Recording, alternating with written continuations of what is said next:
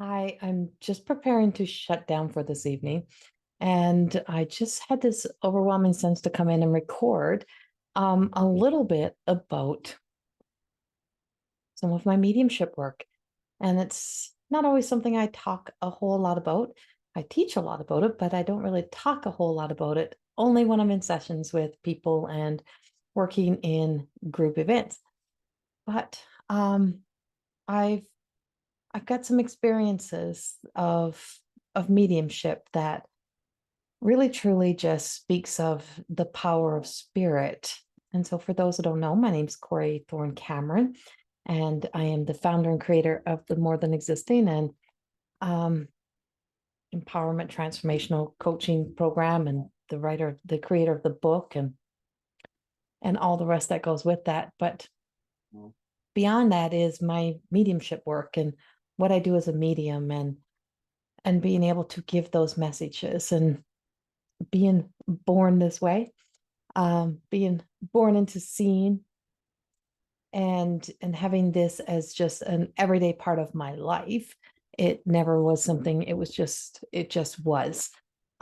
It simply just was. It's hard for me to step into even being able to teach and to be able to share that experience until I really started to sit down and break down all of what truly was happening. But I just remember a few powerful points. And so this one, before this gentleman had passed, or while he was here on earth, he used to say, "Oh my God, like share the shit out of this." That was his message, was always share the shit out of this, because it just blew his mind. He really wasn't into this work, and I wasn't really out working at being a medium at the time. And and I was doing my Reiki sessions, and kind of I was the closet medium. I was giving the messages, and in when people were getting their hair done by me as a hairstylist, or I was doing aesthetics, or they were getting a facial and they'd be getting a message would be coming through. Somebody would be standing there and speaking, or behind the chair I would have people speaking to me. And so I got two experiences I want to share of that.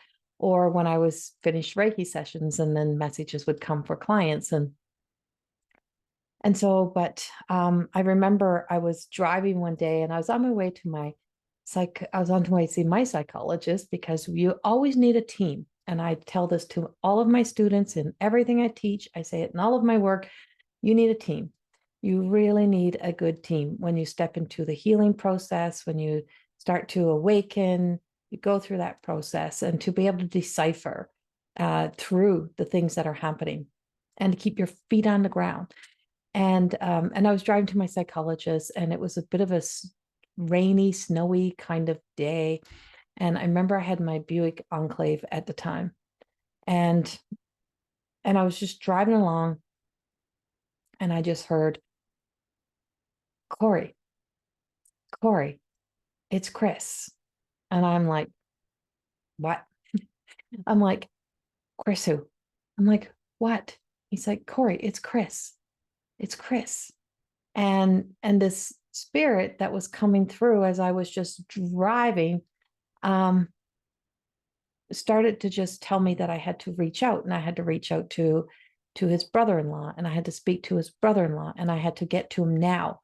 And I'm like, "No, I'll do this later." And he was so adamant that I reach out now. And so I did. And so I'm like, I reached out to this other friend who I had not seen in years, and I mean years. I had moved from Newfoundland when I was 27, and I hadn't seen him since our friend, our other friends, uh, his celebration of life. I think that probably would have been the last time I would have seen him. So we would have been, 25, 24, 25. And so I did. And when I did reach out, I'm like, "Hey, I'm sending you this Facebook message. This may sound absolutely crazy to you, but I need to tell you. I need to tell you that whatever you're about to do not go down that hill. And he's like, what? And I said, don't go down that hill. Whatever you're about to do, you're about to drive down a hill or down like an embankment, and you can't do it. Don't do it. And in that moment, he said, Corrie, I was just arguing with a boss about a job that I'm supposed to be on, and I'm supposed to take the big truck and go down over this hill, and it's snowing here, and he said, and I don't want to do it. He says, I don't feel good about it. And I said, don't go, don't do it. And he didn't. And somebody else went and they put the truck off the road. What would have been his outcome? We don't really, it's hard for me to be able to say exactly what would have happened, but from spirit world, this person who was communicating this message was so adamant and so determined that he knew something that I wouldn't have known. And he didn't. And it ended up being a big several month healing process. And it continued on for a while, this conversation that would be back and forth on things he was going to have to do, healing work that he would need to do, and he would have to have faith, and he would have to do this. And the whole experience kind of became my why and he said, Corrie, you cannot not share this gift. If this gift can help me and change my life, imagine what it could do for others. And the reason for him to go down that hill in the truck, and the many ripple effects after that, and the changes in their lives, and what he would be needed for, and the work he would be needed for, spoke volumes to the power of spirit, and that he would need to be here to be there for other people, because there was other experiences in people in his lives that were going to have fated experiences that would be happening, where he would have to be there for them, and he would need to be there. And those fated experiences all revealed themselves within that year and a few years later. And now, since then, he has passed. And so these are all past spirits, but he had given me full permission to share all of this experience when he was here. I wrote about it, and he even had a post at one time that was on my page, and he spoke about me sharing this work.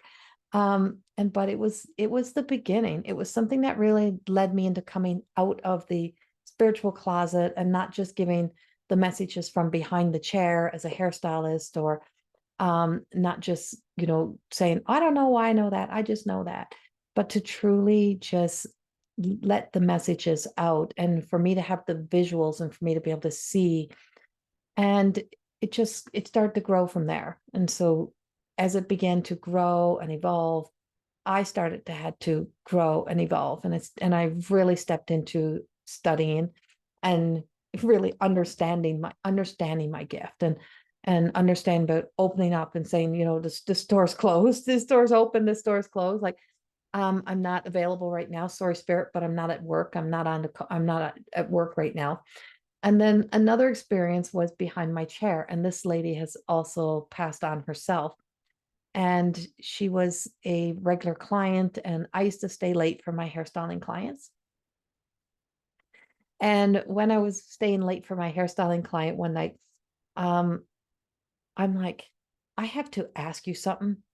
And she's, what? And I said, I have a man. He's right here. He is wearing like polyester shirt, like brown, like, the browns and oranges, like with the big collar, and it's polyestery shirt, and he smells like Old Spice, and his shirt's open.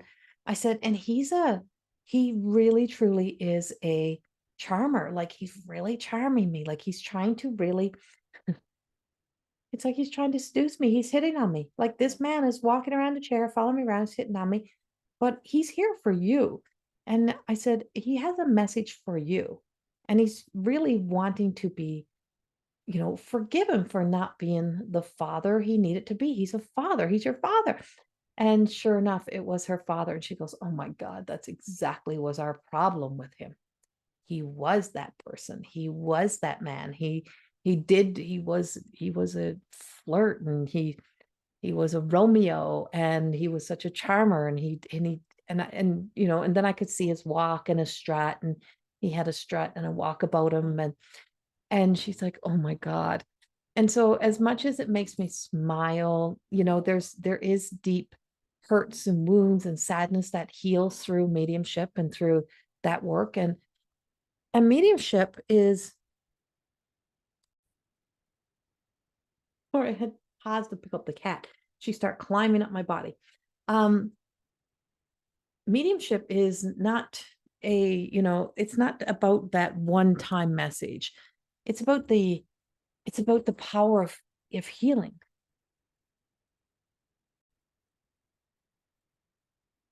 No idea what's going on my camera. It's about the power of healing. It's about being able to truly step in to opening up the conversation, about opening up the possibilities. And now the reason why, for myself, why mediumship goes into the healing, and I don't know if it's for every medium, but it's because I'm also a healer. I work in being able to help people emotionally, spiritually grow and evolve. So energy healing, spiritual healing, being able to really truly move our energy and to shift our mindset, and to recognizing how the messages of what our loved ones have for us, and that they want us to live. They want us to live for them. They don't want us to be trapped and stuck. Finally got this back. They don't want us to be trapped and stuck. They don't want us to be not living while we're alive. They want us to be alive. They want us to live for them. They want us to, and that's not always easy. Don't get me wrong. That's not something that just happens overnight, but it's the process. It's a journey that we take. So it's beautiful to receive the message. It's so good to get the message, and so good to make those connections. And it always makes us smile. And they always show us these personality types they would have had on Earth, and they take that back. Their souls take that with them. And I always say it's like a holographic view of the image of what they want me to see, and the age they want me to see them at, and the time they want me to see them at. And so they're always coming with this sense of almost like it's an excitement to many that come. Now, not all come in that same excitement, but many, a lot of things that they held on to in life, a lot of the things that held them back in life, they've let go of. They don't hold on to it the same way. They don't, it doesn't, they say it's, you know, maybe if they had OCD here on Earth, for example, if they had OCD here on Earth, then when they're over here, they're like, why did I waste so much time worrying about stuff that didn't matter? And, and having to be so concerned or so wrapped up. I could have been having fun. I could have been doing this. I could have been doing that. And so they do share those experiences. And for me, for myself as a medium, and mediums are different. And so I really struggle with the mediums that says the only way a medium's good is if they got this or that. But the medium is that telephone line, it's that communication between spirit. And so for myself, it's no different, because it's been since I was a little girl. And I just thought everyone was like it. I just thought everyone could see, hear, feel, sense everything that I did. I just thought that's the way it was. I thought it was just that everyone had that all-knowing gift, or everyone had the ability to see whatever it was. I thought that was open and active in everyone. Can I teach people? Yes. But for me, it is no different than just sitting down, having a conversation with somebody that's alive, that's here on Earth. And they just talk, and they just talk and talk and talk, and they just talk to me as if they're here, because they are not here. They are here. They're in a different form, but they are here, and they're physically here. So when I speak to them, I've always been talking to them. So I don't have a separation. I don't go in probing for information. They just appear, they just speak. And I don't try to call up and out specific people. I always say, it's like whatever's of our highest good, and whoever is here. And if there's nobody, I can't make them appear. That's not how it works.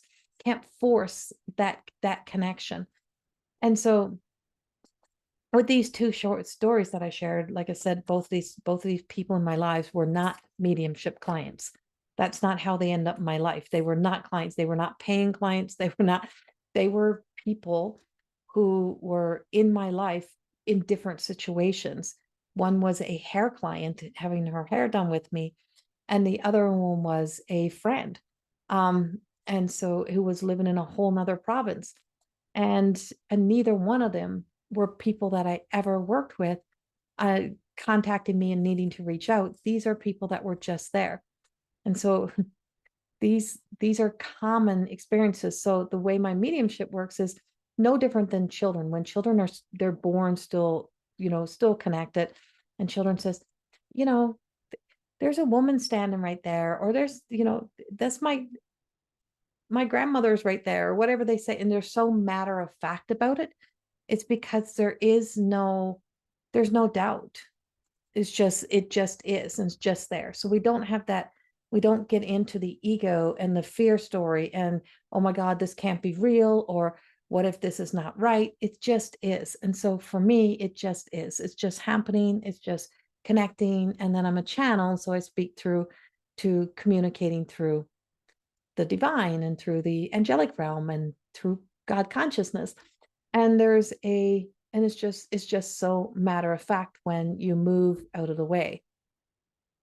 So these are just a few experiences of mediumship for myself, and working through that with people, and the joy of doing that. And so those messages that I gave led those two people to really truly have uh, a closure or a knowing, right? There was something that gave them a validation and a closing, and also to be able to also then we spent so much time talking about that relationship, and being the I always say I was the unpaid life coach at the time behind the chair and coaching her through some of that.